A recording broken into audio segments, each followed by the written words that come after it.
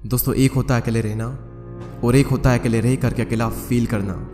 भले ही हमारी टेक्नोलॉजी बहुत ही एडवांस हो चुकी हो, हम चांद तक क्यों ना पहुंच गए हो, लेकिन हमारा सबकॉन्शियस माइंड उस रफ्तार से डेवलप नहीं हो पाया है। उसे आज भी यही लगता है कि जिस तरह हमारे लिए पहले ग्रुप में रहना जरूरी था, क्योंकि अगर ग्रुप में नहीं रहेंगे तो जानवरों को शिकार नहीं कर पाएंगे, बल्कि खुद जानवरों का शिकार बन जाएंगे।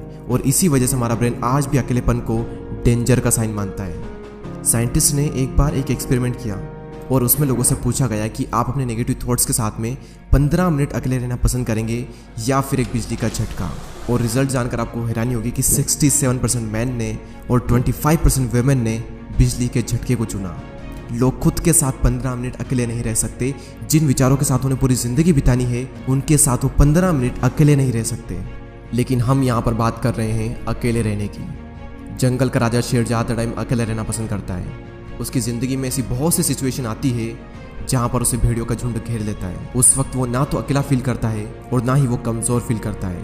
उसे पता होता है कि इन सब के लिए तो मैं अकेला ही काफ़ी हूँ। और आप ये बात जान लो कि ग्रुप हमेशा फॉलोअर्स का होता है, लीडर अकेला ही लीड करता है। शेर अकेला किसी मजबूरी के कारण नहीं रहता, बल्कि वो अपनी चॉइस से अकेला रहता है। इस दुनिया के ज़्यादातर हाईली सक्सेसफुल लोग इंट्रोवर्ट हैं। इंट्रोवर्ट यानी कि वो लोग जिन्हें अकेले रहना पसंद होता है, जो लोगों में जाना पसंद नहीं करते। बिल गेट्स, जो कि माइक्रोसॉफ्ट के को फाउंडर है, 7 दिन के लिए बिना किसी टेक्नोलॉजी के अपने फ्रेंड्स एंड फैमिली से दूर रहकर अकेले रहते हैं। और इसका रीज़न वो ये बताते हैं कि इससे उनकी क्रिएटिविटी बढ़ती है, उनके माइंड में नए नए आइडियाज़ आते हैं। और अपनी लाइफ के कई सारे बड़े बड़े डिसीजन उन्होंने इसी दौरान लिए हैं। और ये सभी लोग किसी मजबूरी की वजह से अकेले नहीं रहते, ये अपनी चॉइस से अकेले रहते हैं, क्योंकि उन्हें पता होता है कि एक अकेला इंसान कुछ भी कर सकता है। अकेले रहने के 4 ऐसे फायदे मैं आपको बताऊंगा, जिन्हें समझने के बाद में आप भी अकेले रहना पसंद करोगे। पहला पॉइंट है बूस्ट क्रिएटिविटी। निकोला टेस्ला, जो कि एक महान वैज्ञानिक रह चुके हैं, जिसकी वजह से हमारे घर में इलेक्ट्रिसिटी आ रही है, जिनकी वजह से आज हम इतनी गर्मी में एशियन कूलर की हवा ले रहे हैं, जिन्होंने 300 से भी ज़्यादा इन्वेंशन किए हैं। उनका कहना यह है कि be alone that is the secret of invention, be alone that is when ideas are born. अकेले रहो क्योंकि यही वो समय है जहाँ पर आइडियाज़ पनपते हैं। अकेले रहो क्योंकि यही वो टाइम है जब इन्वेंशन होते हैं। निकोला टेस्ला जब खोज कर रहे थे तब उनके पास कोई भी ज़्यादा बड़ी टीम नहीं थी। उन्होंने ज़्यादातर जो इन्वेंशन है वो अकेले रहकर अपनी लैब में किए।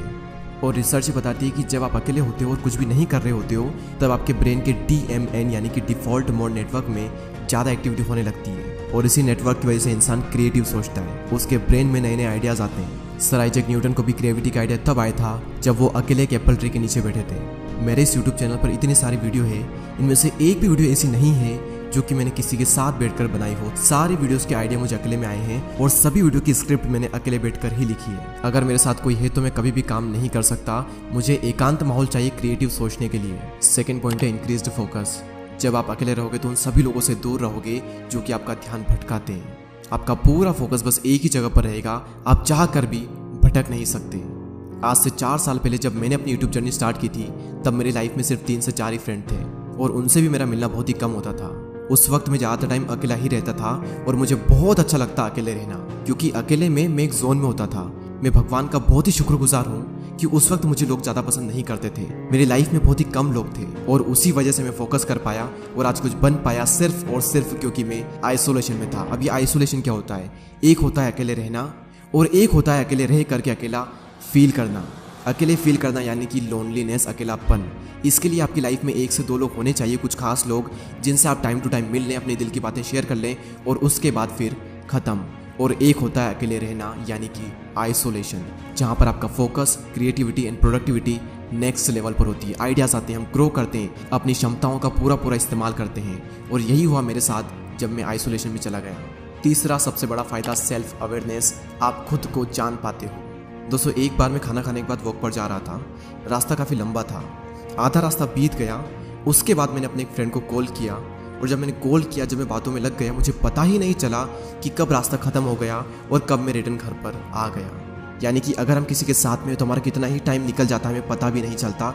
बड़े बड़े रास्ते छोटे पड़ जाते हैं अगर हम किसी के साथ में होते हैं तो।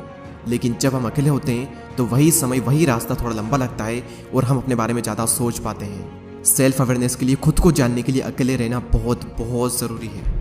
और अगर आपको ये लगता है कि आप सेल्फ अवेयर हो, आप खुद को बहुत ही अच्छे तरीके से जानते हो, तो आप सभी लोग ये बात जान लो कि 5000 ऐसे लोग थे जिनको ये लगता था कि वो सेल्फ अवेयर हैं, लेकिन जब उनका सेल्फ अवेयरनेस का टेस्ट किया गया तो उनमें से सिर्फ 10 से 15% ऐसे लोग थे जो कि सेल्फ अवेयर थे।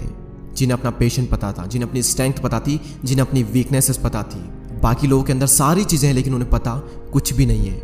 तो अकेले समय बिताओ और खुद को जानो, क्योंकि जो पूरी दुनिया को जानने में लगा रहता है वो किसी को भी नहीं जान पाता, लेकिन जो खुद को जान लेता है वो सभी को जान लेता है।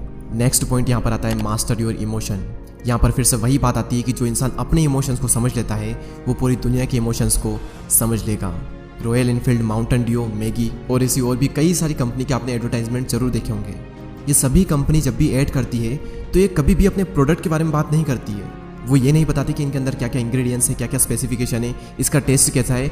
उनका सिर्फ एक मकसद होता है कि उस एड को वो लोगों के इमोशन के साथ में कनेक्ट कर दे, क्योंकि उन्हें पता है कि लोग इमोशनली ज़्यादा कनेक्ट होते हैं। अब सवाल यहाँ पर यह आता है कि ये जो मार्केटिंग कंपनीज है ये लोगों के इमोशन को समझ कैसे पाते हैं। सिंपल सा तरीका है कि ये लोग पहले खुद के इमोशन को समझते हैं, उसके बाद ये पूरी दुनिया के इमोशन को समझ जाते हैं। तो इन फ्यूचर में अगर आपको लोगों को इन्फ्लुएंस करना हो या फिर आपका कुछ भी ऐसा काम हो जहाँ पर आपको लोगों को इमोशनली कनेक्टेड करना हो, तो आपको खुद के इमोशन को मास्टर करना बहुत ज़रूरी है। और खुद के इमोशन को समझने के लिए आपको पहले खुद को समझना होगा, और खुद को समझने के लिए आपको अकेले रहना ही होगा।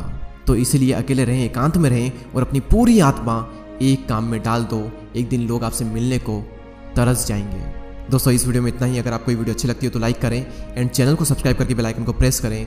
मैं आपसे मिलूंगा अगले वीडियो में, तब तक के लिए जय हिंद, जय भारत।